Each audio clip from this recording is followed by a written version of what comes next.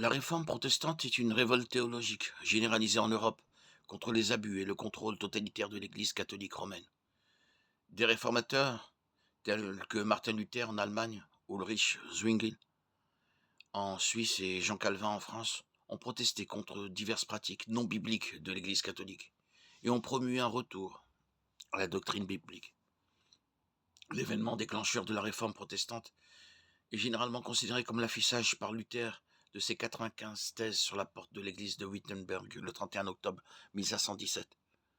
Pour situer l'histoire du protestantisme et de la réforme, il est important de comprendre la revendication catholique de succession apostolique. Cette doctrine affirme que la lignée des papes catholiques romains s'étend à travers les siècles depuis l'apôtre Pierre jusqu'au pape actuel.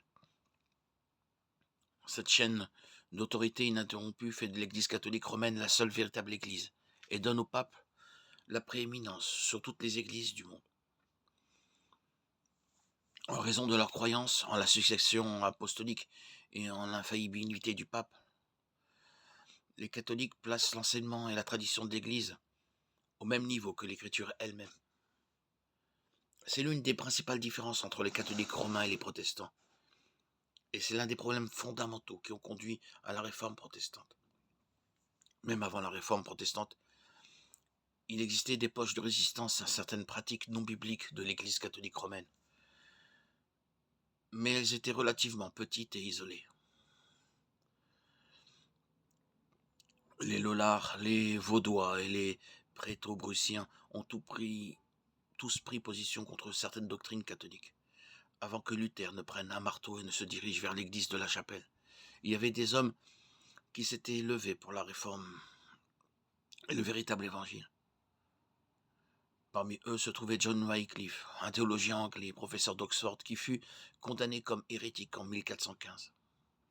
John Hus, un prêtre de Bohême, qui fut brûlé vif en 1415 pour son opposition à l'église de Rome, et Girolamo Savonarola, un frère italien qui fut pendu et brûlé en 1498. L'opposition aux faux enseignements de l'Église catholique romaine a atteint son paroxysme au XVIe siècle, lorsque Luther, un moine catholique romain, a contesté l'autorité du pape et en particulier la vente d'indulgences. Plutôt que d'écouter l'appel à la réforme, l'Église catholique romaine s'est retranchée et a cherché à faire taire les réformateurs. Finalement, de nouvelles églises ont émergé de la réforme, formant 4 grandes divisions du protestantisme.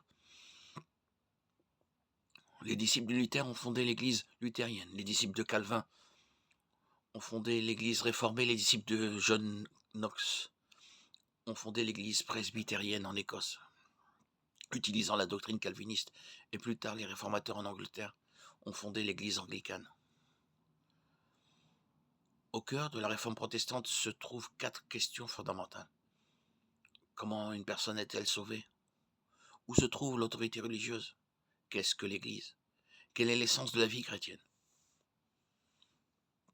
En répondant à ces questions, les réformateurs protestants ont développé ce qui serait connu sous le nom des 5 solas. Sola étant le mot latin pour seul.